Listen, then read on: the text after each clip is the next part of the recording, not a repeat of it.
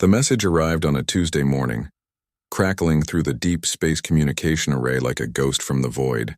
Captain Han Wu stood in the command center of the UES Retribution, watching as the signal decoded itself on the main screen. The sound that emerged made his blood run cold, screaming, "Weapons fire," and then a voice he recognized. They came from the deep. Commander Park Jun's voice broke through the static. Han Wu had served with Park during the Mars Rebellion 10 years ago. The man never showed fear, not even when rebel forces had them pinned down for 3 days. But now his voice shook with terror. "Humanity must know. We will not surrender. Avenge us." The transmission cut to static, then silence. Dr. Kim Yuna looked up from her analysis station, her face pale. "Captain, this signal took 6 months to reach Earth. It's from Kepler 442b. Han Wu felt his stomach drop. Kepler 442b was humanity's pride, a mining colony that had grown into a thriving city of 50,000 people. They called it New Hope. It was supposed to be safe, protected by orbital defense platforms and a full military garrison. "When was this recorded?" Han Wu asked. 3 months ago, Yuna replied. "Sir, there's been no communication from New Hope since then." "Nothing at all."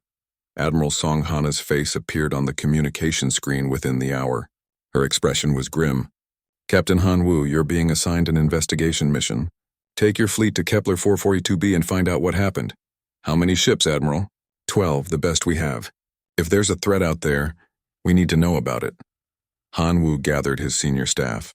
Engineer Lee Mina ran diagnostics on all ships while Commander Park Jun's old friend, Lieutenant Kang Dae, pulled up everything they knew about the colony's defenses.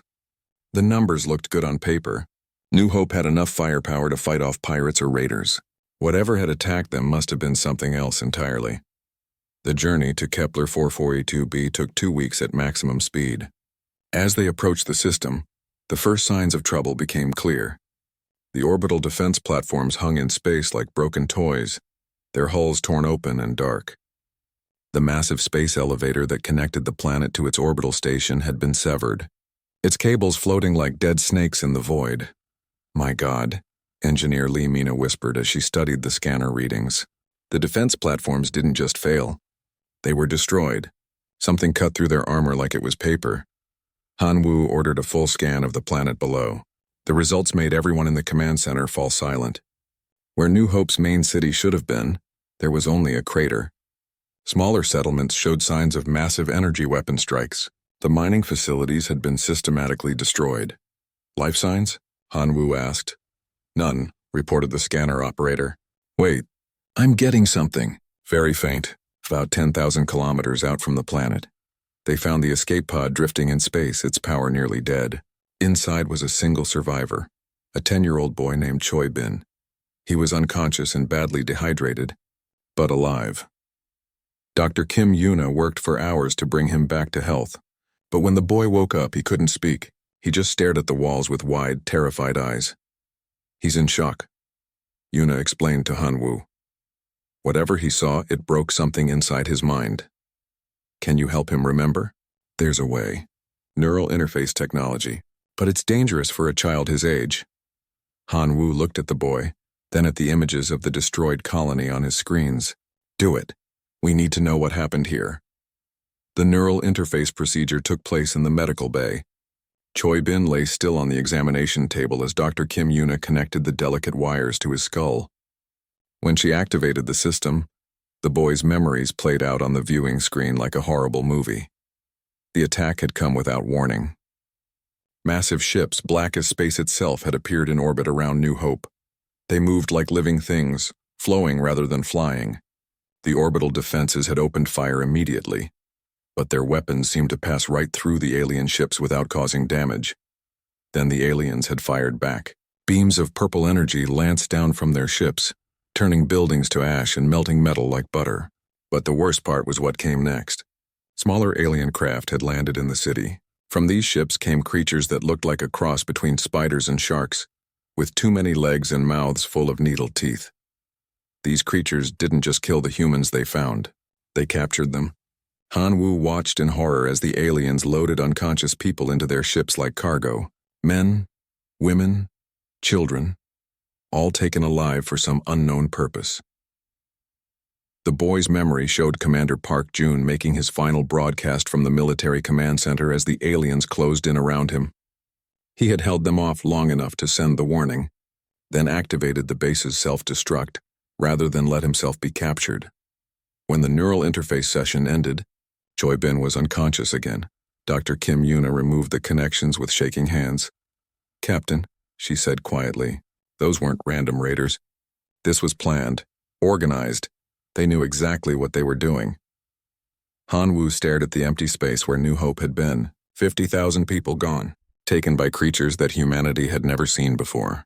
The boy's memories showed technology far beyond anything humans possessed. Weapons that could destroy cities and ships that moved like they were alive. "Send a message back to Earth," he ordered. "Priority 1. Tell Admiral Song Hana that we have a new kind of enemy, and tell her they're coming." As the UES Retribution began its journey back to Earth, Han Wu couldn't shake the image of those alien ships from his mind. They had destroyed New Hope not for resources or territory, but to harvest humans like crops. And if they had found one human colony, they could find others. The boy named Choi Bin slept in the medical bay, safe for now. But Han Wu knew that safety was an illusion. Somewhere out in the dark between the stars, the creatures that had destroyed New Hope were still out there, and they knew where humanity lived. 3 days after returning to Earth, Captain Han Wu found himself in the deepest levels of the United Earth military complex. The room had no windows and walls lined with metal that blocked all electronic signals. Around the table sat the most important people in human space defense. Admiral Song Hana looked older than when Han Wu had last seen her. Dark circles under her eyes suggested she hadn't slept much since receiving his report. Beside her sat Lieutenant Kang Dae, who had been promoted to intelligence chief overnight. Across from them, scientist Bei Jin studied alien technology fragments that Han Wu's team had collected from the destroyed orbital platforms. "Tell me about the ships," Admiral Song Hana said without any greeting. Han Wu activated the holographic display showing the alien vessels from Choi Bin's memories. They moved like living creatures. Our weapons passed right through them, but their energy beams cut through our strongest armor like it was nothing. Dr. Kim Yuna, who had traveled to Earth with the investigation team, added her analysis.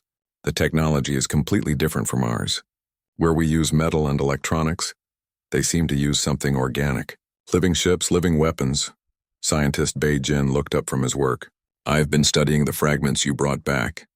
The material isn't quite metal and isn't quite flesh. It's something in between, and it's still alive, even after being separated from the main ship." Admiral Song Hana leaned forward. "What do you mean, still alive?" "Watch this."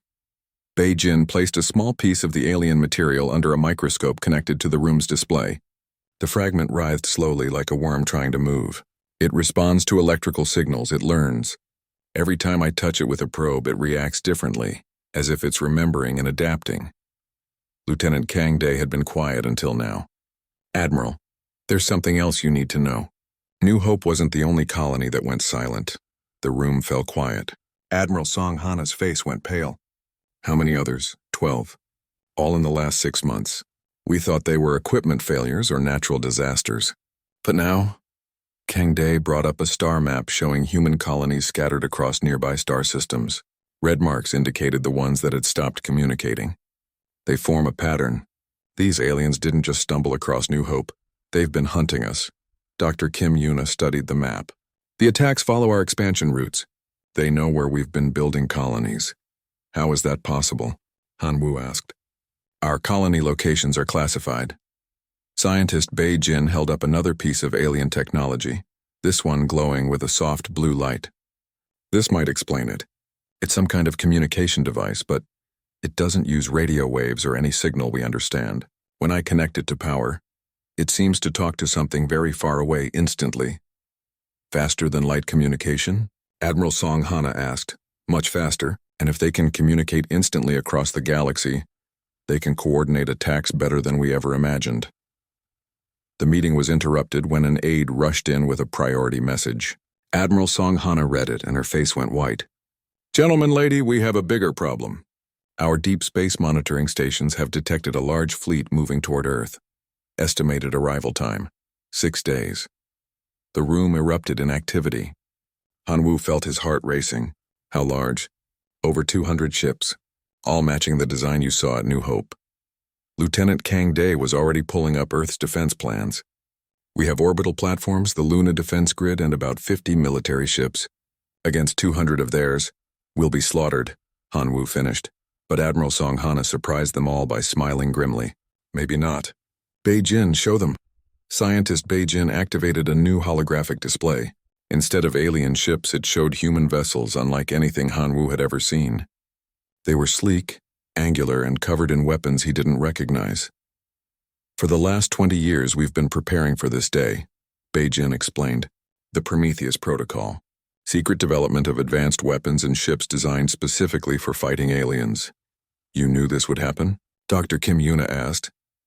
We hoped it wouldn't. But we planned for it anyway, Admiral Song Hana replied. The question is whether our preparations are enough. Over the next several hours, they learned about humanity's hidden arsenal. Quantum weapons that could disrupt alien living ships. AI-controlled defense networks that could react faster than any human pilot. Ships with faster-than-light jump capabilities that could appear anywhere in the solar system within minutes. But as impressive as the secret weapons were, the numbers still looked bad. 200 alien ships against humanity's best technology was not good odds. There's something else, Dr. Kim Yuna said, as she reviewed Choi Bin's memories again. The aliens weren't just destroying the colony. They were harvesting people, taking them alive. Why? Lieutenant Kang Day had been investigating this question. We think they're studying us, learning how we fight, how we think. Every colony they take gives them more information about humanity, which means they know more about us than we know about them, Han Wu realized. Scientist Beijing nodded. But it also means they might underestimate us. If they've only seen civilian colonies and basic military units, they haven't seen our best weapons yet. Admiral Song Hana stood up. Then we give them a surprise they won't forget. Activate the Prometheus Protocol. Bring all hidden assets online. And send a message to every human ship in space. Come home. Earth is going to war. As the meeting ended, Han Wu found himself thinking about young Choi Bin, still recovering in the medical center. The boy had lost everything to these creatures. His family, his home, his entire world. But maybe his survival and his memories would be what saved humanity. The next 6 days would determine whether the human race continued to exist among the stars or became another harvest for the creatures that called themselves the Devourers. Han Wu looked at the star map showing the approaching alien fleet and made a promise to himself. Whatever happened, humanity would not go quietly into the dark. The boy's nightmare was about to become everyone's reality. But this time humanity would be ready to fight back. The transformation of Earth happened faster than anyone thought possible. Within 12 hours of Admiral Song Hana's activation order, hidden facilities across the planet came online. Captain Han Wu watched from the bridge of his new ship as massive defense platforms rose from beneath the ocean's surface, their quantum weapons charging with deadly blue light. His new command wasn't the aging UES Retribution anymore. The ship he now controlled was called the Vengeance, and it represented 20 years of secret human engineering. Where the Retribution had been built for exploration and basic defense, the Vengeance was designed for one purpose: killing alien ships. Captain, all weapon systems are online, reported Engineer Lee Mina from her new station. She had spent the last 4 days learning to operate technology that didn't exist a week ago. The quantum disruptors are ready to fire. Dr. Kim Yuna worked at the science station, her equipment now connected to the ship's AI system. I'm detecting the alien fleet at the edge of the solar system. They're moving slowly, probably scanning our defenses. General Yoon Sik's voice came through the communication system from Earth's military command center. All ships, this is General Yoon. The aliens will reach Mars orbit in 18 hours. Remember, these creatures harvested 12 of our colonies. They took our people. Today we show them that humanity doesn't die quietly. Han Wu felt the familiar weight of command, but this time it was different. He wasn't just exploring unknown space or protecting a single colony. Today he was fighting for the survival of his entire species. Captain, Lieutenant Kang Day called from the intelligence station. We're receiving signals from the alien fleet. It's the same quantum communication technology we found at New Hope. They're talking to each other. Can you understand what they're saying? Some of it. The AI is learning their language patterns from Choi Bin's memories. They're calling this operation Final Harvest. They think Earth is going to be easy prey. Captain Otay's voice crackled over the fighter pilot channel. All squadrons report ready for launch. These new ships are incredible, Captain. I've never seen anything move this fast. The new fighter craft were marvels of human engineering. Instead of traditional engines, they used controlled space-time distortion to move, making them nearly impossible for enemies to track or hit. Each fighter carried quantum weapons capable of tearing apart alien living ships at the molecular level. But for all their new technology, humanity was still outnumbered 4-1. The alien fleet consisted of over 200 ships, some larger than anything humans had ever built. Intelligence reports suggested the largest alien vessels could carry thousands of the spider-like creatures that had destroyed New Hope. Dr. Lim Sua to all ships, came a voice from the research vessel. Prometheus, final weapon tests are complete. The biological weapons are ready for deployment. Han Wu had been horrified to learn about the biological weapons program. Using tissue samples from the alien fragments, human scientists had developed viruses specifically designed to attack the aliens' living technology. It was a weapon of last resort, something that could kill the alien ships from the inside. Captain, long-range sensors are detecting something unusual, Dr. Kim Yuna reported. The alien ships aren't just moving toward Earth, they're changing shape. On the main screen, the alien fleet began to transform. Ships that had looked like giant metal creatures now spread out like flowers blooming, revealing massive weapons and launch bays. Smaller ships poured out of the larger ones like insects from a hive. New, count over 800 enemy contacts, reported the sensor operator Admiral. Song Hana's image appeared on screens throughout the fleet. All human forces prepare for battle. Today we find out what we're really made of. The first contact came when the alien scouts reached Jupiter's orbit. Captain Otay led a squadron of fighters to intercept them, and Han Wu watched the battle on his screens with amazement. The human fighters moved like dancing lights, appearing and disappearing around the alien ships while quantum weapons lit up space with brilliant flashes. Targets destroyed, Otay reported. But Captain, these aliens learn fast.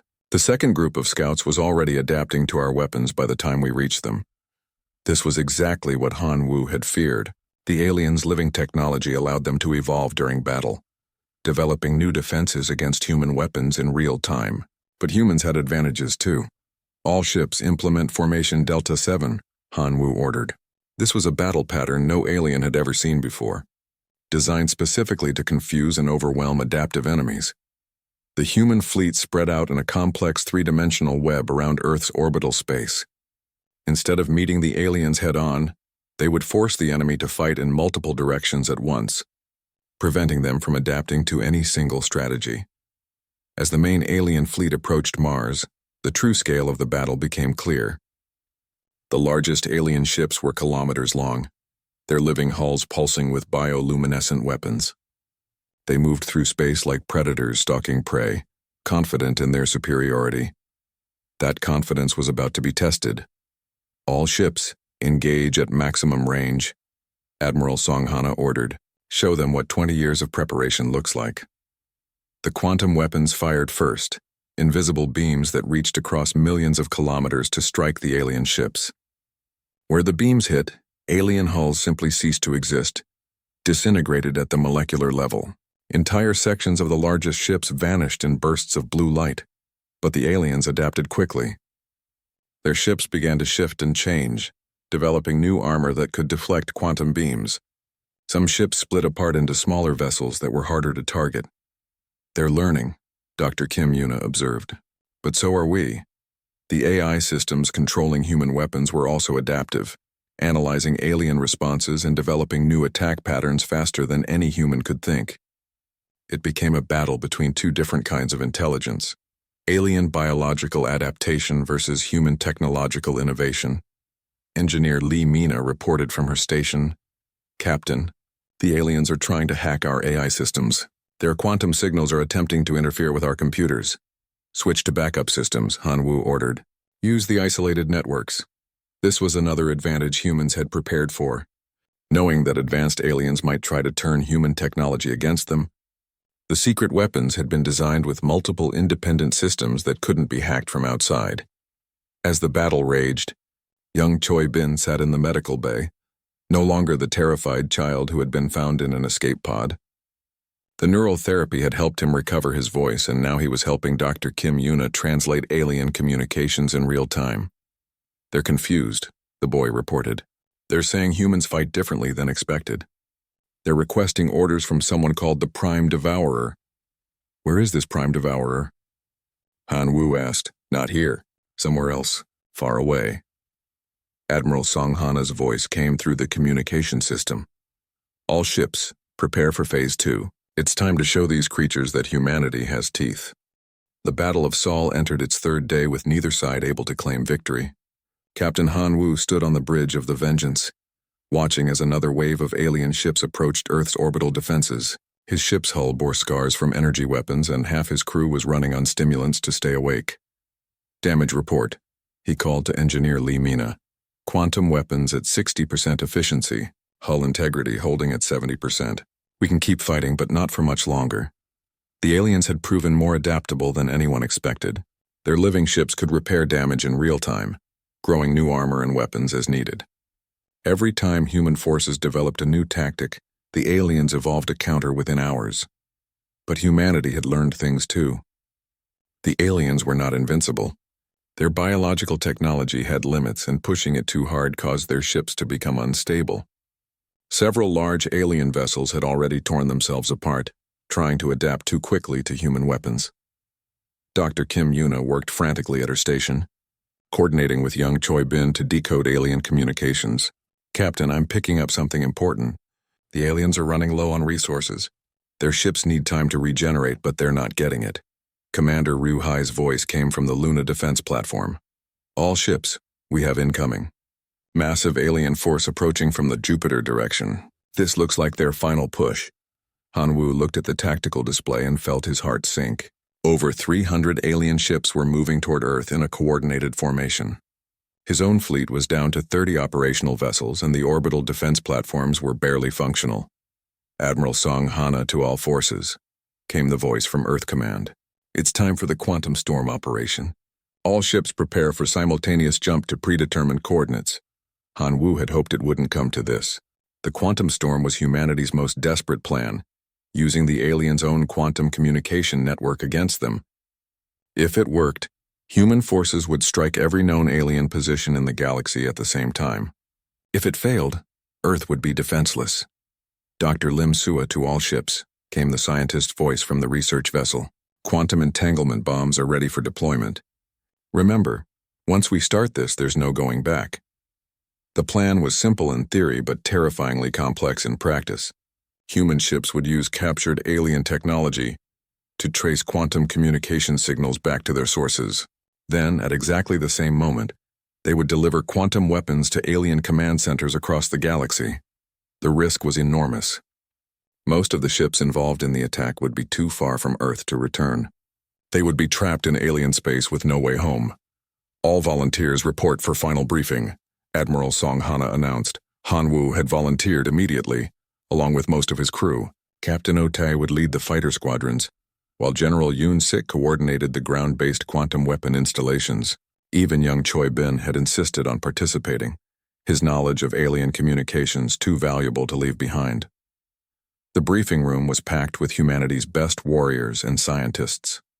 Admiral Song Hana stood before a massive holographic display showing the galaxy with red dots marking alien positions. "The aliens think in terms of hierarchy," she explained. "Cut off the head and the body dies. Our analysis suggests that destroying their command centers will cause system-wide collapse of their coordination network." Scientist Bei Jin stepped forward. "The quantum entanglement bombs work by overloading alien communication systems. Their own network will carry the destructive signal to every connected ship and base. But we only get one chance. If they detect what we're doing and shut down the network, the plan fails." Lieutenant Kang Dae had identified the most critical targets. "Primary objective is the command center in the Vega system. Secondary targets include their shipbuilding facilities and resource bases. We estimate over 1,000 alien installations across 200 star systems." "How many ships will we need?" asked Captain Ote. "All of them," Admiral Song Hana replied quietly. "Every operational human vessel will participate in this mission. We're betting everything on one coordinated strike." The preparations took 18 hours. Human ships loaded quantum entanglement bombs while AI systems calculated precise jump coordinates. The timing had to be perfect, all ships arriving at their targets within a few seconds of each other. As the alien final assault approached Earth, Han Wu said goodbye to the planet he might never see again. Through the viewing port, Earth looked impossibly beautiful against the black of space. Billions of people lived down there, most of them unaware that their survival depended on what happened in the next few hours. All ships report ready, came the voice of Admiral Song Hana. Quantum storm operation commences in 60 seconds. Wu looked around his bridge crew. Engineer Lee Mina checked her systems one final time. Dr. Kim Yuna held Choi Bin's hand as the boy monitored alien communications. Pilot Namsu prepared the jump sequence that would take them deeper into alien space than any human had ever traveled. 30 seconds to jump, announced the AI system. The alien fleet was now only hours away from Earth's orbital defenses. If the quantum storm failed, humanity's homeworld would be harvested like all the colonies before it. 10 seconds. All ships prepare for simultaneous jump. Han Wu gripped his command chair. Around him, his crew performed final system checks with the efficiency of people who knew they might not survive the next hour. 5, 4, 3, 2, 1. Execute. Space twisted around the Vengeance as the faster-than-light jump engaged. Through the viewing port, the stars became lines of light, then faded to nothing as the ship entered the quantum tunnel between dimensions. When the tunnel collapsed and normal space returned, Han Wu found himself staring at an alien structure the size of a small moon. The command center in the Vega system was a writhing mass of biological technology, covered in weapons and swarming with small ships. Quantum entanglement bomb ready for deployment, reported Tech Sergeant Moon Kai. Around the galaxy, hundreds of other human ships were arriving at their targets at exactly the same moment. The coordination had to be perfect, or the aliens would detect the attack and shut down their communication network. All ships, deploy weapons on my mark, came Admiral Song Hana's voice through the quantum communicator. 3, 2, 1, fire! The quantum entanglement bomb left the Vengeance in a streak of blue light. It struck the alien command center and seemed to vanish for a moment. Then the entire structure began to glow with the same blue light, spreading like an infection through its living corridors. It's working, Dr. Kim Yuna shouted. The quantum signal is propagating through their network. On Han Wu's tactical display, alien installations across the galaxy began to light up as the destructive quantum energy raced through their communication system. Ships, bases, and command centers that had never been touched by human weapons suddenly found themselves burning from the inside. But the aliens were fighting back. The command center Han Wu had attacked was launching everything it had at the Vengeance. Energy beams and living missiles filled space around his ship. Evasive maneuvers, Han Wu ordered. Get us out of here! As the Vengeance fled through space, dodging alien weapons, Han Wu watched the enemy command center tear itself apart. The quantum energy was spreading faster than the aliens could contain it, destroying their coordination network one node at a time. The quantum storm had begun, and there was no stopping it now. 6 months after the quantum storm, Captain Han Wu stood in the memorial garden on Luna, reading the names carved into black stone. Thousands of names. Pilots who never returned from deep space missions. Engineers who died keeping weapons online during impossible battles. Scientists who gave their lives to perfect the weapons that saved humanity. The war was over. The alien empire that called itself the Devourers had collapsed completely when their communication network was destroyed. Without coordination, their widely scattered forces had turned on each other or simply shut down. In some systems, human recovery teams found alien ships floating dead in space, their living technology unable to function without central control. But victory had come at a terrible price. Captain? Dr. Kim Yuna approached him through the memorial garden. She walked with a slight limp now, a reminder of the battle damage that had nearly destroyed the Vengeance during their escape from the Vega system. Admiral Song Hana wants to see you. Han Wu nodded and followed her to the transport shuttle. As they flew toward Earth, he could see the massive construction projects in orbit. New defense platforms, larger and more powerful than anything that had existed before the war. Humanity would never again be caught unprepared. Admiral Song Hana waited in her office at Earth Command, but she wasn't alone. Around the table sat representatives from 12 different alien species, each one stranger than the last. Some looked almost human, while others were so foreign that Han Wu couldn't tell which end was their head. Captain Han Wu, Admiral Song Hana, stood to greet him. "I'd like you to meet our new neighbors." The being at the head of the table spoke in perfectly clear English, though its voice sounded like music mixed with static. "Captain Han Wu, we are the Eternal Council. We represent the civilizations of this galactic sector. We have come to thank humanity for destroying the Devourers." Han Wu was surprised. "Thank us? We were just defending ourselves." Another alien, this one looking like a tree made of crystal, responded, "The Devourers had enslaved or destroyed hundreds of species over thousands of years. We tried to resist them individually, but they were too powerful. Your species succeeded where we failed, because you fought as one," added a third alien that resembled a floating jellyfish. "The Devourers expected you to surrender or fight defensively like other species. Instead, you struck back with coordinated fury across the entire galaxy." Admiral Song Hana activated a holographic display showing the current state of the galaxy. Where red dots had once marked Devourer territories, there were now empty spaces or small symbols representing liberated worlds. "The power vacuum left by the Devourers' collapse has changed everything," she explained. "Some species want to form alliances with us. Others see us as the new threat to be worried about." General Yoon Sik entered the room, his uniform bearing new insignia Han Wu didn't recognize. "Captain? We're forming the Galactic Defense Force.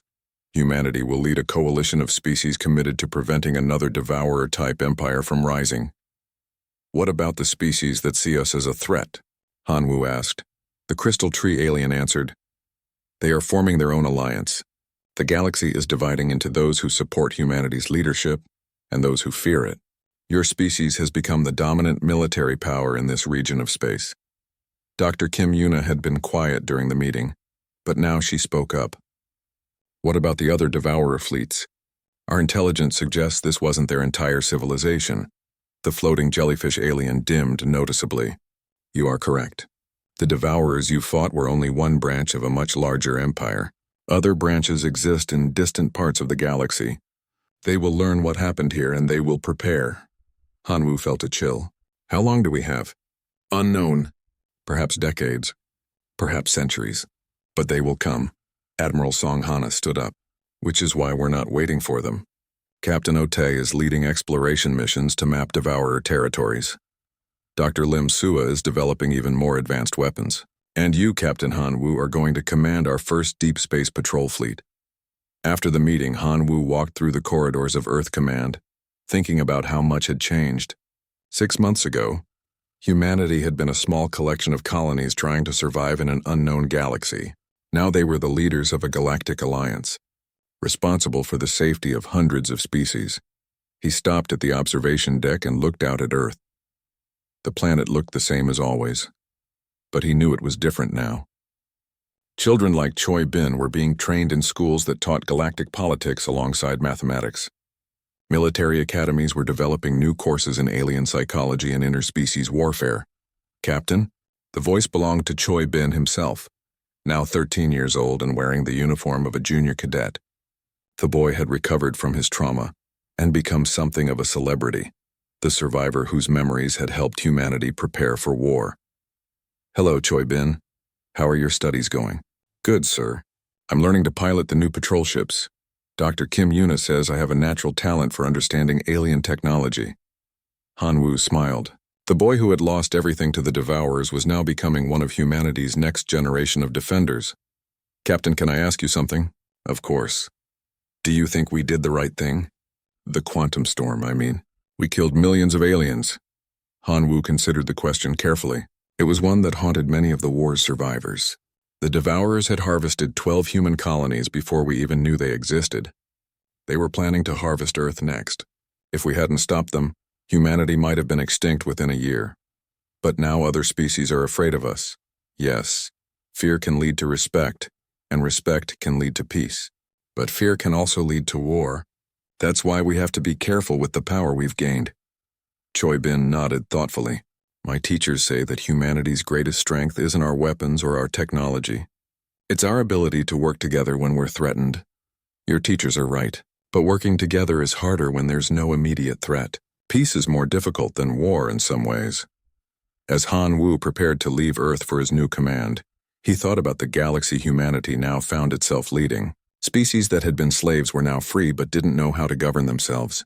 Former enemies of the Devourers were becoming rivals of each other. And somewhere in the distant darkness, other branches of the Devourer Empire were planning their revenge. The SOS that had echoed across the stars from New Hope had been answered with such overwhelming force that it changed the balance of power in the galaxy. Humanity had struck back with wrath, and that wrath had made them the most feared and respected species in known space. But Han Wu knew that being the strongest didn't mean being safe. It meant being responsible for everyone weaker than you, and in a galaxy full of species that had never learned to work together, that was a responsibility that would test humanity in ways that war never could. The boy named Choi Bin waved goodbye as Han Wu's shuttle departed for his new ship. In a few years, that boy would be a man, ready to take his place among the defenders of the galaxy. The cycle would continue, with each generation building on the sacrifices of the last. Humanity had answered the call for vengeance. Now they had to prove they were worthy of the power that vengeance had given them.